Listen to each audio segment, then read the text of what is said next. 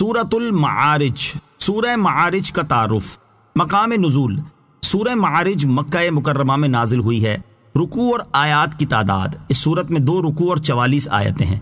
معارج نام رکھنے کی وجہ، معارج کا معنی ہے بلندیاں، اور اس سورت کی 3 آیت میں مذکور لفظ المعارج کی مناسبت سے اس کا نام سورہ معارج رکھا گیا ہے۔ سورہ معارج کے مضامین، اس سورت کا مرکزی مضمون یہ ہے کہ اس میں قیامت، مرنے کے بعد دوبارہ زندہ کیے جانے، جزا اور حساب کے بارے میں بیان کیا گیا ہے، اور عذاب جہنم کی کیفیت بتائی گئی ہے۔ نیز اس سورت میں یہ مضامین بیان کیے گئے ہیں۔ نمبر 1، اس سورت کی ابتدا میں بتایا گیا کہ کفار مکہ جس عذاب کا مذاق اڑاتے ہیں اور اس کے جلد نازل ہونے کا مطالبہ کرتے ہیں، وہ عذاب اللہ تعالیٰ کی طرف سے ان پر واقع ہونے والا ہے اور اسے کوئی ٹالنے والا نہیں۔ نمبر 2، حضور اقدس علیہ الصلوۃ کو کفار کی طرف سے پہنچنے والی اذیتوں پر صبر کرنے کی تلقین کی گئی۔ نمبر 3، قیامت، جہنم اور اس کے عذاب کی ہولناکیاں بیان کی گئیں اور کافروں کا اخروی حال بتایا گیا۔ نمبر 4، یہ بتایا گیا کہ عام انسان کا حال یہ ہے کہ جب اسے کوئی ناگوار حالت پیش آتی ہے تو وہ اس پر صبر نہیں کرتا، اور جب اسے مال ملتا ہے تو وہ اسے اللہ تعالیٰ کی راہ میں خرچ نہیں کرتا۔ نمبر 5، مسلمانوں کے 8 وہ اوصاف بیان کیے گئے جن کی وجہ سے وہ مشرکین سے ممتاز ہیں۔ نمبر 6،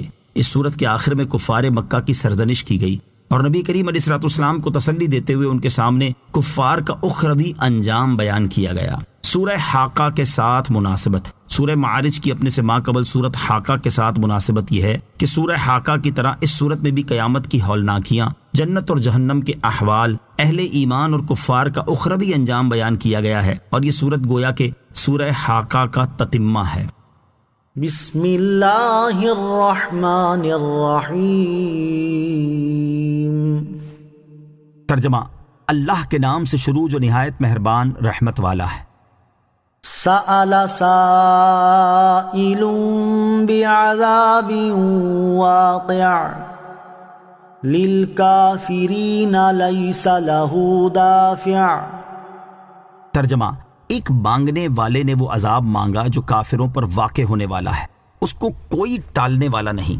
سأل سائل بعذاب، ایک مانگنے والے نے وہ عذاب مانگا۔ ان آیات کے شان نزول کے بارے میں قول یہ ہے کہ نبی کریم صلی اللہ تعالیٰ علیہ وسلم نے جب کفار مکہ کو اللہ تعالیٰ کے عذاب کا خوف دلایا تو وہ آپس میں کہنے لگے کہ محمد مصطفیٰ صلی اللہ تعالیٰ علیہ وسلم سے پوچھو کہ اس عذاب کے مستحق کون لوگ ہیں اور یہ کن لوگوں پر آئے گا۔ تو انہوں نے حضور اقدس علیہ السلام سے دریافت کیا۔ اس پر اللہ تعالیٰ نے یہ آیت نازل فرمائیں۔ اس صورت میں یہاں لفظ سألہ سوال کرنے کے معنی میں ہے۔ دوسرا قول یہ ہے کہ نضر بن حارث نے عذاب نازل ہونے کی دعا کی تھی، جس کا ذکر سورہ انفال میں ہے۔ چنانچہ نضر بن حارث نے کہا کہ اللہم ان کان ھذا ھو الحق من عندک فامطر علینا حجارة من السماء او ائتنا بعذاب علیم۔ ترجمہ، اے اللہ، اگر یہ قرآن ہی تیری طرف سے حق ہے تو ہم پر آسمان سے پتھر برسا دے یا کوئی دردناک عذاب ہم پر لے آ۔ اس کے بارے میں یہ آیتیں نازل ہوئیں۔ تیسرا قول یہ ہے کہ تاجدار رسالت صلی اللہ تعالیٰ علیہ وسلم نے اللہ تعالیٰ سے کفار پر عذاب نازل کرنے کی دعا کی تھی اور اس کے جواب میں یہ آیتیں نازل ہوئیں۔ اس صورت میں یہاں لفظ سألہ دعا کرنے کے معنی میں ہے۔ پہلے قول کے مطابق اس آیت اور اس کے بعد والی آیت کا خلاصہ یہ ہے کہ اے حبیب صلی اللہ تعالیٰ علیہ وآلہ وسلم، کفار جس عذاب کے بارے میں آپ سے سوال کر رہے ہیں وہ کافروں پر واقع ہونے والا ہے اور اس عذاب کو کوئی ٹال نہیں سکتا۔ دوسرے قول کے مطابق اس آیت اور اس کے بعد والی آیت کا خلاصہ یہ ہے کہ ایک مانگنے والے نے مذاق کے طور پر وہ عذاب مانگا ہے جو کافروں پر واقع ہونے والا ہے۔ کافر چاہے طلب کریں یا نہ کریں، جو عذاب ان کے لیے مقدر ہے وہ ان پر ضرور آنا ہے، اسے کوئی ٹال نہیں سکتا۔ تیسرے قول کے مطابق اس آیت اور اس کے بعد والی آیت کا خلاصہ یہ ہے کہ اے حبیب صلی اللہ تعالیٰ علیہ وآلہ وسلم، آپ نے کفار پر جو عذاب نازل کرنے کی دعا کی ہے وہ ان پر واقع ہونے والا ہے اور اس عذاب کو ان سے کوئی نہیں ٹال سکتا۔ من اللہ ذی المعارج تعرج الملائکۃ والروح الیہ فی یوم کان مقدارہ 50,000 سنہ۔ ترجمہ، اللہ کی طرف سے ہوگا جو بلندیوں کا مالک ہے، فرشتے اور جبرائیل اس کی بارگاہ کی طرف چڑھتے ہیں، وہ عذاب اس دن میں ہوگا جس کی مقدار 50,000 سال ہے۔ من اللہ، اللہ کی طرف سے، یعنی کافروں پر وہ عذاب اس اللہ تعالیٰ کی طرف سے واقع ہوگا جو 7 آسمانوں کا مالک ہے۔ تعرج الملائکۃ والروح الیہ، فرشتے اور جبریل اس کی بارگاہ کی طرف چڑھتے ہیں، یعنی فرشتے اور حضرت جبرائیل علیہ الصلوۃ والسلام قرب کے اس مقام کی طرف چڑھتے ہیں جو آسمان میں اللہ تعالیٰ کے احکامات نازل ہونے کی جگہ ہے، اور عالم میں تصرف کرنے والے فرشتے وہاں سے احکامات وصول کرتے ہیں۔ یہاں حضرت جبرائیل علیہ الصلوۃ والسلام کے شرف اور اعلیٰ مقام کی وجہ سے بطور خاص ان کا ذکر کیا گیا، اگرچہ وہ جملہ فرشتوں میں داخل ہیں۔ فی یوم، وہ عذاب اس دن میں ہوگا۔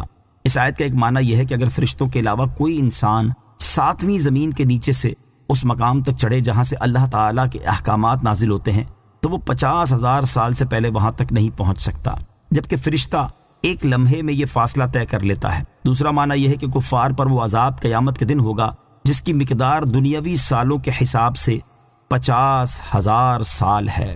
نوٹ: یاد رہے کہ قیامت کی سختیوں کی وجہ سے بعض کفار کو وہ دن 50,000 سال کے برابر لگے گا جیسا کہ یہاں بیان ہوا، اور بعض کو دوسرے اعتبار سے 1,000 سال کے برابر لگے گا، جیسا کہ ایک اور مقام پر اللہ تعالیٰ نے ارشاد فرمایا فی یوم کان مقدارہ 1000 سنۃ مما تعدون، ترجمہ: اس دن میں جس کی مقدار تمہاری گنتی سے 1000 سال ہے، جبکہ مومن کے لیے وہ دن دنیا میں ادا کی جانے والی ایک فرض نماز سے بھی کم ہوگا، جیسا کہ حضرت ابو سعید خدری رضی اللہ تعالی عنہ سے روایت ہے۔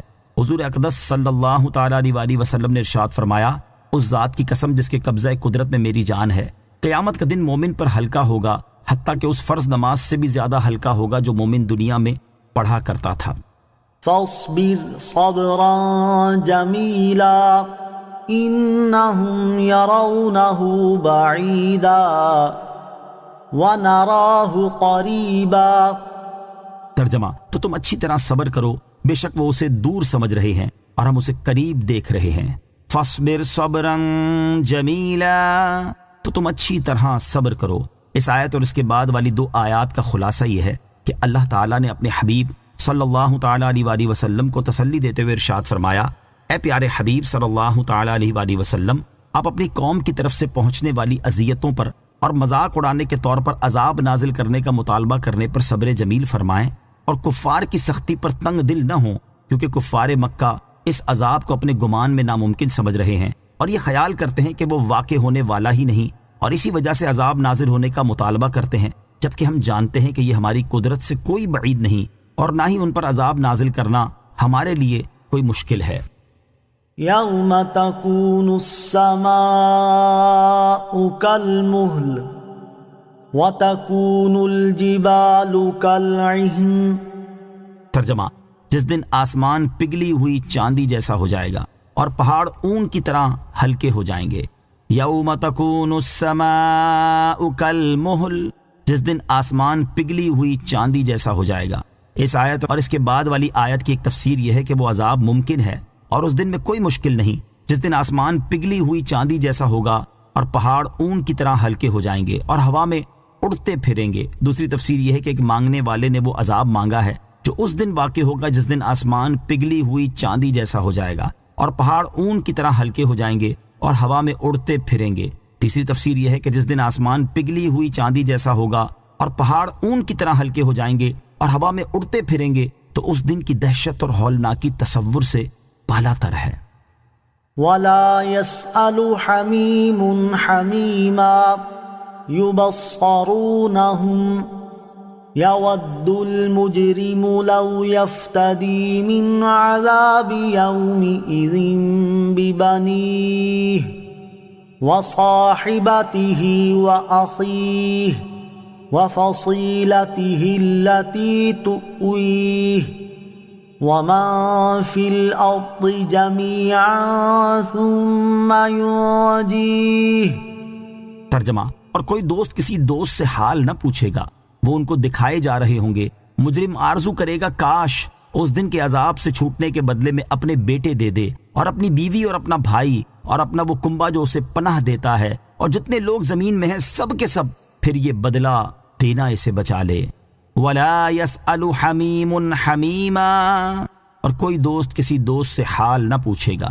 اس آیت اور اس کے بعد والی 4 آیات کا خلاصہ یہ ہے کہ قیامت کے دن کی شدت اور ہولناکی کی وجہ سے یہ حال ہوگا کہ کوئی دوست کسی دوست سے یہ نہیں پوچھے گا کہ تیرا حال کیا ہے، اور نہ ہی اس سے کوئی بات کرے گا، کیونکہ اسے تو صرف اپنی ہی جان کی فکر پڑی ہوگی۔ اور یہ اس وجہ سے نہیں ہوگا کہ دوست ایک دوسرے کو دیکھ نہ رہے ہوں گے، بلکہ وہ دوست ان دوسرے دوستوں کو دکھائے جا رہے ہوں گے اور وہ ایک دوسرے کو پہچانیں گے، لیکن اپنے حال میں ایسے مبتلا ہوں گے کہ نہ ان سے حال پوچھیں گے اور نہ بات کر سکیں گے۔ اس دن کافر کا حال یہ ہوگا کہ وہ یہ آرزو کرے گا، کاش قیامت کے دن کے عذاب سے چھوٹنے کے بدلے میں مجھ سے میرے محبوب ترین بیٹے لے لیے جائیں، اور زندگی بھر میرا ساتھ نبھانے والی بیوی لے لی جائے، اور دنیا میں ہر طرح سے میری مدد کرنے والے میرے بھائی لے لیے جائیں، اور میرا وہ کنبا لے لیا جائے جو مجھے اپنے پاس جگہ دیتا تھا۔ حتیٰ کہ وہ یہ تمنا کرے گا کہ جتنے لوگ زمین میں ہیں سب اس کے ماتحت ہوں، اور وہ ان سب کو فدیے میں دے دے، اور پھر یہ بدلہ دینا اسے اللہ تعالیٰ کے عذاب سے بچا لے۔ اس سے معلوم ہوا کہ قیامت کے دن کفار کو اپنے کسی عزیز سے محبت نہ رہے گی، اور وہ یہ چاہے گا کہ میرے بچے، بیوی، بھائی، خاندان کے لوگ، بلکہ ساری دنیا کے لوگ میرے بدلے دوزخ میں پھینک دیے جائیں اور میں کسی طرح عذاب سے بچ جاؤں۔ کلا انہا لظی نزاعۃ للشویٰ۔ ترجمہ: ہرگز نہیں، وہ تو بھڑکتی آگ ہے، کھال کھینچ لینے والی۔ کلا، ہرگز نہیں، یہاں کافر کی تمنا کا رد کرتے ہوئے فرمایا گیا کہ یہ سب کچھ فدیے میں دے دینا ہرگز اس کے کام نہ آئے گا اور نہ اسے کسی طرح عذاب سے بچا سکے گا۔ فدیہ دینا بھی کفار کو عذاب سے بچا نہ سکے گا۔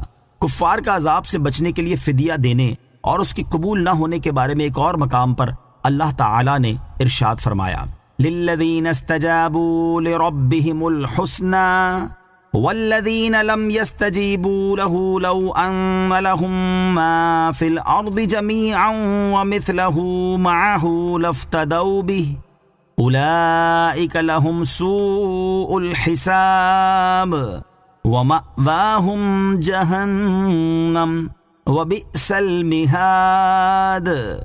ترجمہ: جن لوگوں نے اپنے رب کا حکم مانا انہی کے لیے بھلائی ہے، اور جنہوں نے اس کا حکم نہ مانا ان کا حال یہ ہوگا کہ اگر زمین میں جو کچھ ہے وہ سب اور اس جیسا اور اس کے ساتھ ہوتا تو اپنی جان چھڑانے کو دے دیتے۔ ان کے لیے برا حساب ہوگا اور ان کا ٹھکانہ جہنم ہے، اور وہ کیا ہی برا ٹھکانہ ہے۔ اور ارشاد فرمایا: ان الذین کفروا لو ان لهم ما فی الارض جميعا ومثله معه لیفتدوا به من عذاب یوم القیامة ما تقبل منهم وَلَهُمْ عَذَابٌ أَلِيمٌ۔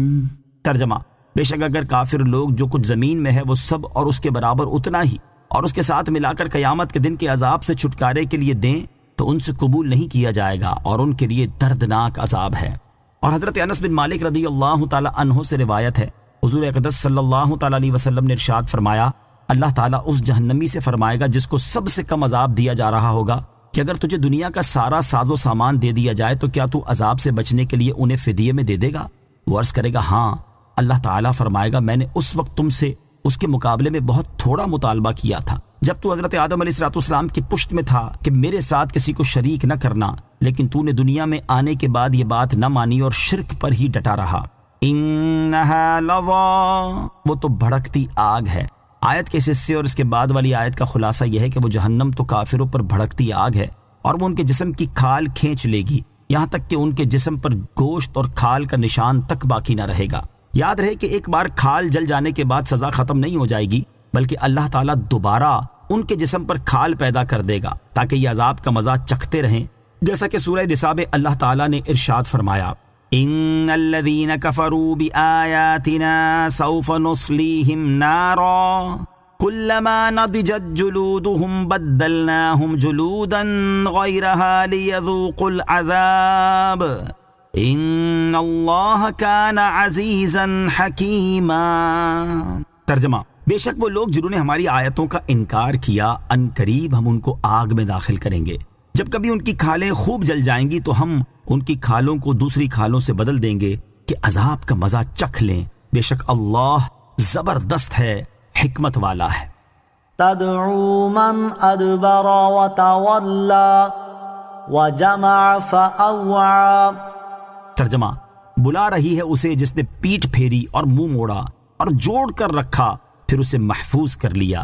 تدعو، بلا رہی ہے۔ اس آیت اور اس کے بعد والی آیت کا خلاصہ یہ ہے کہ جہنم نام لے لے کر کہ اے کافر میرے پاس آ، اے منافق میرے پاس آ، اسے اپنی طرف بلائے گی جس نے حق قبول کرنے سے پیٹ پھیری اور ایمان لانے سے اعراض کیا اور اپنا مال جوڑ کر رکھا، پھر اسے محفوظ کر لیا اور اس پر اس مال کے جو حقوق واجب تھے وہ اس نے ادا نہ کیے۔ جہنم کا یہ بلانا یا تو زبان حال سے ہوگا یا اللہ تعالیٰ آگ میں کلام کرنے کی صلاحیت پیدا کر دے گا اور وہ واضح طور پر کلام کرے گی، یا اس سے مراد یہ ہے کہ جہنم پر مامور فرشتے بلائیں گے۔ ان آیات سے معلوم ہوا کہ اللہ تعالیٰ کی معرفت اور اس کی اطاعت سے اعراض کرنا، دنیا کی محبت، مال کی حرص اور نفسانی خواہشات دین کی آفات کا مجموعہ ہیں۔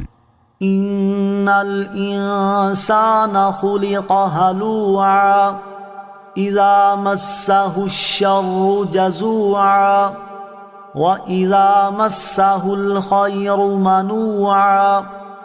ترجمہ: بے شک آدمی بڑا بے صبرہ حریص پیدا کیا گیا ہے، جب اسے برائی پہنچے تو سخت گھبرانے والا ہو جاتا ہے، اور جب اسے بھلائی پہنچے تو بہت روک رکھنے والا ہو جاتا ہے۔ ان الانسان خلق ہلوعا، بے شک آدمی بڑا بے صبرہ حریص پیدا کیا گیا ہے۔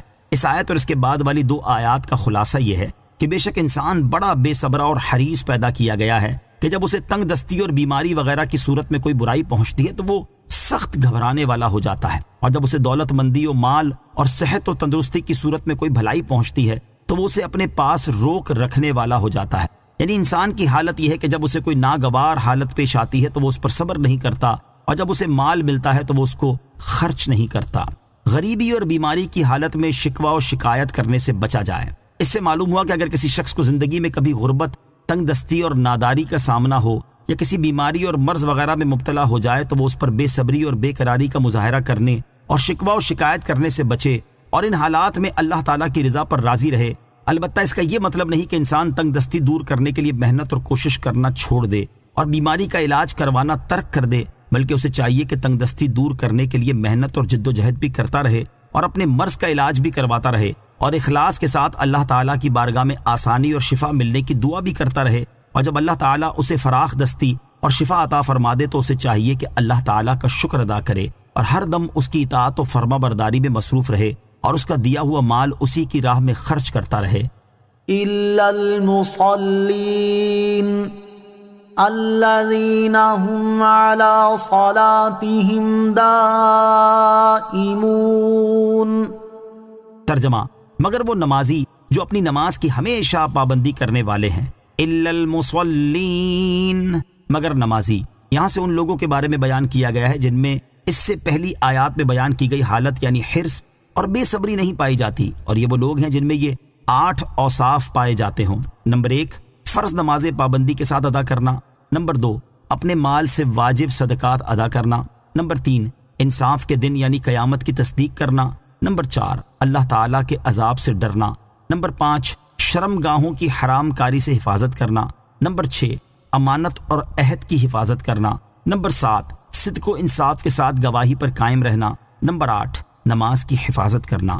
ان اوصاف کی تفصیل اگلی آیات میں مذکور ہے۔ الذین هم علی صلاتهم دائمون، جو اپنی نماز کی ہمیشہ پابندی کرنے والے ہیں۔ اس آیت میں پہلا وصف بیان ہوا کہ ان لوگوں میں حرص اور بے صبری نہیں پائی جاتی، جو اپنے اوپر فرض 5 نمازیں ان کے اوقات پہ پابندی سے ادا کرتے ہیں۔ نماز حرص اور ہوس سے بچنے کا ذریعہ ہے۔ اس سے معلوم ہوا کہ اللہ تعالیٰ مومن بندے کو نماز کی برکت سے دنیاوی عیوب مثلا حرص اور ہوس وغیرہ سے بچا لے گا۔ احادیث میں 5 نمازیں اپنے وقت میں پابندی کے ساتھ ادا کرنے کی بہت فضیلت بیان کی گئی ہے۔ چنانچہ حضرت عبادہ بن ثابت رضی اللہ تعالیٰ عنہ سے روایت ہے، حضور اقدس صلی اللہ تعالیٰ علیہ وآلہ وسلم نے ارشاد فرمایا، 5 نمازیں اللہ تعالیٰ نے بندوں پر فرض کی، جس نے اچھی طرح وضو کیا اور وقت میں نمازیں پڑھی اور رکوع و خشوع کو پورا کیا تو اس کے لیے اللہ تعالیٰ نے اپنے ذمہ کرم پر عہد کر لیا ہے کہ اسے بخش دے، اور جس نے نہ کیا اس کے لیے عہد نہیں، چاہے بخش دے چاہے عذاب کرے۔ اور ام المومنین حضرت عائشہ صدیقہ رضی اللہ تعالیٰ عنہا سے روایت ہے، حضور پر نور صلی اللہ تعالیٰ علیہ وآلہ وسلم نے ارشاد فرمایا، اللہ عز و جل فرماتا ہے، میرے بندے کا میرے ذمہ کرم پر عہد ہے کہ اگر وہ وقت میں نماز قائم رکھے تو میں اسے عذاب نہ دوں اور بے حساب جنت میں داخل کروں۔ والذین فی اموالہم حق معلوم للسائل والمحروم۔ ترجمہ، اور وہ جن کے مال میں ایک معلوم حق ہے اس کے لیے جو مانگے اور اس کے لیے جو محروم رہے۔ والذین فی اموالہم حق معلوم، اور وہ جن کے مال میں ایک معلوم حق ہے۔ یہاں سے دوسرا وصف بیان کیا گیا۔ چنانچہ اس آیت اور اس کے بعد والی آیت کا خلاصہ یہ ہے کہ ان لوگوں میں حرص اور بے صبری نہیں پائی جاتی جن کے مال میں سائل اور محروم کے لیے ایک معلوم اور معین حق ہے۔ معلوم حق سے مراد زکوٰۃ ہے جس کی مقدار معلوم ہے، یا اس سے وہ صدقہ مراد ہے جو آدمی اپنے آپ پر معین کر لے اور اسے معین اوقات میں ادا کیا کرے۔ اس سے معلوم ہوا کہ مستحب صدقات کے لیے اپنی طرف سے وقت معین کرنا شریعت میں جائز اور قابل تعریف ہے۔ سائل سے مراد وہ شخص ہے جو حاجت کے وقت سوال کرے، اور محروم سے مراد وہ شخص ہے جو حاجت کے باوجود شرم و حیا کی وجہ سے نہیں مانگتا اور اس کی محتاجی ظاہر نہیں ہوتی۔ فقیروں، مسکینوں اور محتاجوں کا خیال رکھیں۔ اس آیت سے معلوم ہوا کہ فقیروں، مسکینوں اور محتاجوں کا خیال رکھنا چاہیے اور انہیں اپنے مالوں میں سے کچھ نہ کچھ مال دیتے رہنا چاہیے۔ اسی سلسلے میں یہاں 3 احادیث سماعت کیجیے۔ نمبر 1، حضرت انس بن مالک رضی اللہ تعالی عنہ سے روایت ہے، حضور اقدس صلی اللہ تعالی علیہ وآلہ وسلم نے ارشاد فرمایا، اپنے مال کی زکوٰۃ نکالو کہ وہ پاک کرنے والی ہے، تجھے پاک کر دے گی، اور رشتہ داروں سے اچھا سلوک کر اور مسکین، پڑوسی اور سائل کا حق پہچانو۔ نمبر 2، حضرت علی المرتضیٰ کرم اللہ تعالی وجہ الکریم سے روایت ہے، رسول اکرم صلی اللہ تعالی علیہ وسلم نے ارشاد فرمایا، فقیر ہرگز ننگے بھوکے ہونے کی تکلیف نہ اٹھائیں گے مگر مالداروں کے ہاتھوں۔ سن لو، ایسے مالداروں سے اللہ تعالیٰ سخت حساب لے گا اور انہیں دردناک عذاب دے گا۔ نمبر 3، حضرت انس رضی اللہ تعالی عنہ سے روایت ہے، نبی کریم صلی اللہ تعالی علیہ وسلم نے ارشاد فرمایا، قیامت کے دن مالداروں کے لیے محتاجوں کے ہاتھوں سے خرابی ہے۔ محتاج عرض کریں گے، ہمارے حقوق جو تو نے ان پر فرض کیے تھے انہوں نے ظلمن نہ دیے۔ اللہ عز و جل فرمائے گا، مجھے اپنی عزت و جلال کی قسم ہے کہ تمہیں اپنا قرب عطا کروں گا اور انہیں دور رکھوں گا۔ والذین یصدقون بیوم الدین، ترجمہ، اور وہ لوگ جو انصاف کے دن کی تصدیق کرتے ہیں۔ والذین یصدقون بیوم الدین، اور وہ لوگ جو انصاف کے دن کی تصدیق کرتے ہیں۔ اس آیت میں تیسرا وصف بیان کیا گیا کہ ان لوگوں میں حرص اور بے صبری نہیں پائی جاتی جو اخروی ثواب کی امید میں اپنی جانوں کو بدنی اور مالی عبادتوں میں مصروف رکھ کر اپنے اعمال کے ذریعے انصاف کے دن کی تصدیق کرتے ہیں اور مرنے کے بعد اٹھنے، حشر و نشر، جزا اور قیامت، ان سب چیزوں پر ایمان رکھتے ہیں۔ والذین هم من عذاب ربهم مشفقون، ترجمہ، اور وہ جو اپنے رب کے عذاب سے ڈر رہے ہیں۔ والذین هم من عذاب ربهم مشفقون، اور وہ جو اپنے رب کے عذاب سے ڈر رہے ہیں۔ اس آیت میں چوتھا وصف بیان کیا گیا کہ ان لوگوں میں حرص اور بے صبری نہیں پائی جاتی جو فرض عبادات کے علاوہ بھی نیک اعمال بکثرت کرنے کے باوجود اپنی کوتاہیوں کی وجہ سے اللہ تعالیٰ کے عذاب سے ڈر رہے ہیں کہ نہ جانے ان کے وہ اعمال قبول ہوتے بھی ہیں یا نہیں۔ بکثرت نیک اعمال کرنے کے باوجود اللہ تعالیٰ کے عذاب سے ڈرتے رہنے کی ترغیب۔ اس آیت سے معلوم ہوا کہ اللہ تعالیٰ کے نیک بندے گناہوں سے ہر دم بچتے رہنے اور کثرت کے ساتھ نیک اعمال کرنے کے باوجود اللہ تعالیٰ کے عذاب کا خوف اپنے دلوں میں رکھتے تھے، اور انہیں یہ اندیشہ رہتا تھا کہ کہیں ان کے اعمال رد ہی نہ کر دیے جائیں۔ ایک اور مقام پر ایمان والوں کا ایک وصف بیان کرتے ہوئے اللہ تعالیٰ نے ارشاد فرمایا کہ والذین یؤتون ما آتوا وقلوبهم وجلة انہم الی ربہم راجعون، ترجمہ، اور وہ جنہوں نے جو کچھ دیا وہ اس حال میں دیتے ہیں کہ ان کے دل اس بات سے ڈر رہے ہیں کہ وہ اپنے رب کی طرف لوٹنے والے ہیں۔ یہاں ہم چند صحابہ کرام علیہم رضوان کے اقوال ذکر کرتے ہیں جنہیں پڑھ کر ہر مسلمان کو غور کر لینا چاہیے کہ وہ لوگ جو قطعی جنتی تھے، ہر وقت نیک اعمال میں مصروف رہتے تھے اور گناہوں سے بچنے کی مقدور بھر کوشش کرتے تھے، اس کے باوجود اللہ تعالیٰ کے خوف سے ان کا کیا حال تھا۔ چنانچہ حضرت ابوبکر صدیق رضی اللہ تعالیٰ عنہ نے ایک بار پرندے کو دیکھ کر فرمایا، اے پرندے، کاش میں تمہاری طرح ہوتا اور مجھے انسان نہ بنایا جاتا۔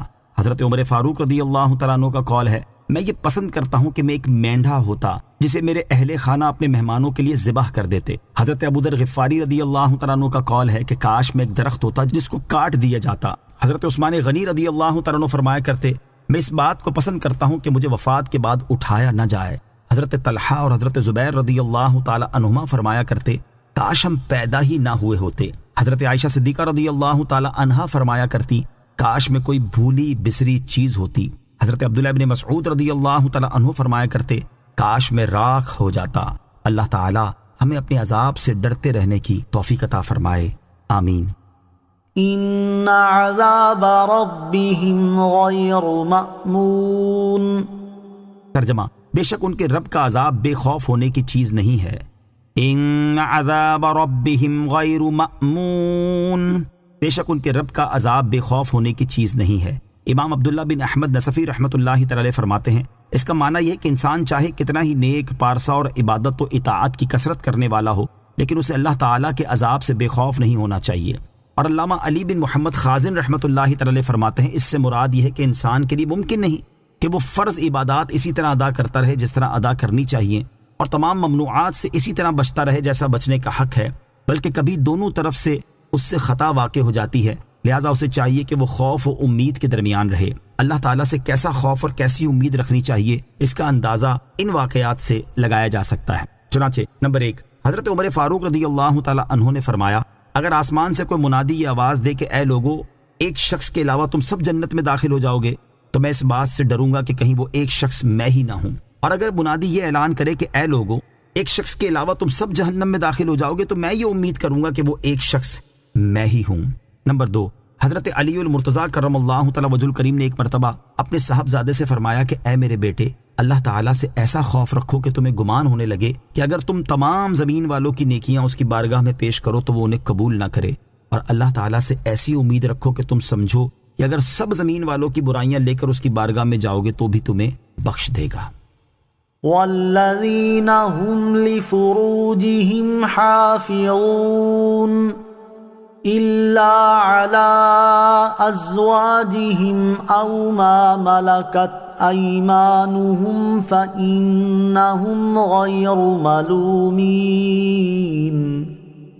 ترجمہ، اور وہ جو اپنی شرم گاہوں کی حفاظت کرتے ہیں مگر اپنی بیویوں یا اپنی کنیزوں سے تو بے شک ان پر کچھ ملامت نہیں۔ والذین هم لفروجهم حافظون، اور وہ جو اپنی شرم گاہوں کی حفاظت کرتے ہیں۔ اس آیت میں 5واں وصف بیان کیا گیا کہ ان لوگوں میں حرص اور بے صبری نہیں پائی جاتی جو اپنی بیویوں یا اپنی کنیزوں کے علاوہ دیگر لوگوں سے اپنی شرم گاہوں کی یعنی زنا، لواطت اور مشت زنی وغیرہ سے حفاظت کرتے ہیں، تو بے شک اپنی بیویوں اور کنیزوں سے حیض و نفاس کے علاوہ اوقات میں شرم گاہوں کی حفاظت نہ کرنے کی وجہ سے ان پر کچھ ملامت نہیں، اور اس بنا پر دنیا اور آخرت میں ان سے کوئی مواخذہ نہیں۔ اس سے معلوم ہوا کہ اپنی منکوحہ بیوی اور اپنی ملکیت میں موجود وہ لونڈی جس سے صحبت حلال ہے ان سے پردہ نہیں، لہذا شوہر، بیوی اور مالک لونڈی ایک دوسرے کا بدن دیکھ سکتے ہیں۔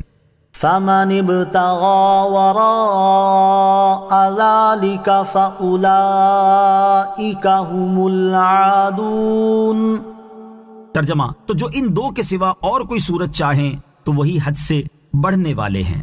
فمن ابتغى وراء ذلك، تو جو ان دو کے سوا اور کوئی صورت چاہیں، یعنی جو لوگ اپنی بیویوں اور اپنی ملکیت میں موجود ان کنیزوں جن سے صحبت حلال ہے کے علاوہ شہوت پوری کرنے کی کوئی اور صورت چاہیں تو وہی لوگ حد سے بڑھنے والے ہیں کہ حلال سے حرام کی طرف تجاوز کرتے ہیں۔ اس آیت سے متعہ، لواطت، جانوروں کے ساتھ قضائے شہوت اور اپنے ہاتھ سے منی خارج کرنے کی حرمت ثابت ہوتی ہے۔ والذین هم لأماناتهم وعہدهم راعون۔ ترجمہ، اور وہ جو اپنی امانتوں اور اپنے عہد کی حفاظت کرنے والے ہیں۔ والذین هم لأماناتهم وعہدهم راعون، اور وہ جو اپنی امانتوں اور اپنے عہد کی حفاظت کرنے والے ہیں۔ اس آیت میں 6واں وصف بیان کیا گیا کہ ان لوگوں میں حرص اور بے صبری نہیں پائی جاتی جو اپنی امانتوں اور اپنے عہد کی حفاظت کرنے والے ہیں، کہ امانت میں خیانت نہیں کرتے اور نہ ہی عہد توڑتے ہیں۔ یہاں امانت میں شرعی امانتیں اور بندوں کی امانتیں دونوں داخل ہیں، اور عہد میں مخلوق کے ساتھ کیے ہوئے عہد اور اللہ تعالیٰ کے ساتھ کیے ہوئے عہد، نظریں اور قسمیں بھی داخل ہیں۔ امانت میں خیانت کرنے اور عہد کی خلاف ورزی کرنے سے متعلق حضرت عبداللہ بن عمر رضی اللہ تعالیٰ عنہما سے روایت ہے، بخاری شریف کی حدیث ہے، نبی اکرم صلی اللہ تعالیٰ علیہ وآلہ وسلم نے ارشاد فرمایا، 4 باتیں جس میں ہوں وہ خالص منافق ہے، اور جس کے اندر ان میں سے کوئی ایک ہو تو اس میں نفاق کا ایک حصہ ہے، یہاں تک کہ اسے چھوڑ دے۔ نمبر 1، جب اسے امانت سپرد کی جائے تو خیانت کرے۔ نمبر 2، جب بات کرے تو جھوٹ بولے۔ نمبر 3، جب وعدہ کرے تو خلاف ورزی کرے۔ نمبر 4، جب جھگڑا کرے تو بےہودہ بکے۔ والذین هم بشہاداتهم قائمون۔ ترجمہ، اور وہ جو اپنی گواہیوں پر قائم رہنے والے ہیں۔ والذین هم بشہاداتهم قائمون، اور وہ جو اپنی گواہیوں پر قائم رہنے والے ہیں۔ اس آیت میں 7واں وصف بیان کیا گیا کہ وہ انصاف کے ساتھ گواہی دیتے اور اس پر قائم رہتے ہیں، نہ اس میں رشتہ داری کا پاس کرتے ہیں، نہ زبردست کو کمزور پر ترجیح دیتے ہیں، اور نہ کسی حقدار کا حق تلف کرنا گوارا کرتے ہیں۔ بعض مفسرین کے نزدیک یہاں گواہی سے مراد توحید اور رسالت کی گواہی پر قائم رہنا ہے۔ گواہی چھپانے اور جھوٹی گواہی دینے کی وعید۔ گواہی چھپانے کے بارے میں اللہ تعالی ارشاد فرماتا ہے وَلَا تَكْتُمُوا الشَّهَادَةَ وَمَن يَكْتُمْهَا فَإِنَّهُ آثِمٌ قَلْبُهُ وَاللَّهُ بِمَا تَعْمَلُونَ عَلِيمٌ۔ ترجمہ، اور گواہی نہ چھپاؤ، اور جو گواہی چھپائے گا تو اس کا دل گناہگار ہے، اور اللہ تمہارے کاموں کو خوب جاننے والا ہے۔ اور جھوٹی گواہی دینے والے کے بارے میں حدیث پاک میں ہے، حضرت عبداللہ بن عمر رضی اللہ تعالیٰ عنہما سے روایت ہے، رسول اللہ صلی اللہ تعالیٰ علیہ وسلم نے ارشاد فرمایا کہ جھوٹے گواہ کے قدم ہٹنے بھی نہ پائیں گے کہ اللہ تعالیٰ اس کے لیے جہنم واجب کر دے گا۔ اور حضرت عبداللہ بن عباس رضی اللہ تعالیٰ عنہما سے روایت ہے، حضور اقدس صلی اللہ تعالیٰ علیہ وسلم نے ارشاد فرمایا، جس نے ایسی گواہی دی جس سے کسی مسلمان مرد کا مال ہلاک ہو جائے یا کسی کا خون بہایا جائے تو اس نے جہنم واجب کر لیا۔ والذین هم علی صلاتهم یحافظون اولئک فی جنات مکرمون۔ ترجمہ، اور وہ جو اپنی نماز کی حفاظت کرتے ہیں یہ لوگ وہ ہیں جن کی جنت کے باغوں میں عزت کی جائے گی۔ والذین هم علی صلاتهم یحافظون، اور وہ جو اپنی نماز کی حفاظت کرتے ہیں۔ اس آیت میں 8واں وصف بیان کیا گیا کہ ان لوگوں میں حرص اور بے صبری نہیں پائی جاتی جو اپنی نماز کی حفاظت کرتے ہیں۔ یہاں نماز کا دوبارہ ذکر اس بات کو ظاہر کرنے کے لیے فرمایا گیا ہے کہ نماز بہت اہم ہے، یا اس لیے دوبارہ ذکر کیا گیا کہ ایک جگہ فرائض مراد ہیں اور دوسری جگہ نوافل مراد ہیں۔ بعض مفسرین نے فرمایا کہ اس سے پہلی آیت میں دوام سے ہمیشہ نماز پڑھنا اور اس کے وقت میں پڑھنا مراد ہے، اور یہاں نماز کی حفاظت کرنے کا بیان ہے، اور حفاظت سے مراد یہ ہے کہ وہ نماز کے ارکان، واجبات، سنتوں اور مستحبات کو کامل طور پر ادا کرتے ہیں۔ اولئک، یہ لوگ وہ ہیں، یعنی جن لوگوں میں یہ اوصاف پائے جاتے ہیں، یہ وہ لوگ ہیں جن کی جنت کے باغوں میں ابدی ثواب اور سرمدی جزا کے ذریعے عزت کی جائے گی۔ فما للذین کفروا قبلک مہطعین عن الیمین وعن الشمال عزین ایطمع کل امرئ منہم ان یدخل جنت نعیم کلا انا خلقناہم مما یعلمون۔ ترجمہ، تو ان کافروں کو کیا ہوا تمہاری طرف تیز نگاہ سے دیکھتے ہیں، گروہ کے گروہ دائیں اور بائیں جانب سے، کیا ان میں ہر شخص یہ طمع کرتا ہے کہ اسے چین کے باغ میں داخل کیا جائے گا؟ ہرگز نہیں، بے شک ہم نے انہیں اس چیز سے پیدا کیا جسے جانتے ہیں۔ فما للذین کفروا، تو ان کافروں کو کیا ہوا؟ شان نزول، یہ آیت کفار کی اس جماعت کے بارے میں نازل ہوئی جو رسول کریم صلی اللہ تعالی علیہ وآلہ وسلم کے گرد حلقے باندھ کر گروہ کے گروہ جمع ہوتے تھے، اور آپ علیہ الصلوۃ والسلام کا مبارک کلام سن کر اسے جھٹلاتے، مذاق اڑاتے اور کہتے تھے کہ اگر یہ لوگ جنت میں داخل ہوں گے جیسا کہ محمد مصطفیٰ صلی اللہ تعالی علیہ وسلم فرماتے ہیں تو ہم ضرور ان سے پہلے جنت میں داخل ہو جائیں گے۔ اس آیت اور اس کے بعد والی 3 آیات کا خلاصہ یہ ہے کہ اے پیارے حبیب صلی اللہ تعالی علیہ وآلہ وسلم، ان کافروں کا کیا حال ہے جو آپ کے پاس بیٹھتے بھی ہیں اور گردنیں اٹھا اٹھا کر دیکھتے بھی ہیں، پھر بھی جو آپ سے سنتے ہیں اس سے نفع نہیں اٹھاتے؟ کیا ان میں سے ہر شخص یہ طمع کرتا ہے کہ اسے ایمان والوں کی طرح چین کے باغ میں داخل کیا جائے گا؟ ہرگز اسے داخل نہیں کیا جائے گا، کیونکہ ہم نے جس طرح سب آدمیوں کو منی سے پیدا کیا اسی طرح انہیں بھی منی سے پیدا کیا ہے، اور صرف منی سے پیدا ہو جانا جنتی ہونے کا سبب نہیں بلکہ جنت میں داخل ہونے کا ذریعہ تو ایمان اور نیک اعمال ہیں، اور جب وہ ایمان ہی نہیں لائے تو حکمت والے رب تعالیٰ کی یہ شایان شان کس طرح ہو سکتا ہے کہ وہ انہیں جنت میں داخل کر دے؟ کلام دل میں کب اثر کرتا ہے؟ اس سے معلوم ہوا کہ کلام دل میں تبھی اثر کرتا ہے جبکہ کلام کرنے والے کا وقار دل میں موجود ہو۔ ان کفار کے دلوں میں چونکہ حضور اقدس صلی اللہ تعالی علیہ وآلہ وسلم کا وقار نہ تھا، اس لیے وہ تاجدار رسالت صلی اللہ تعالی علیہ وآلہ وسلم کے واعظ سے فائدہ نہ اٹھا سکے۔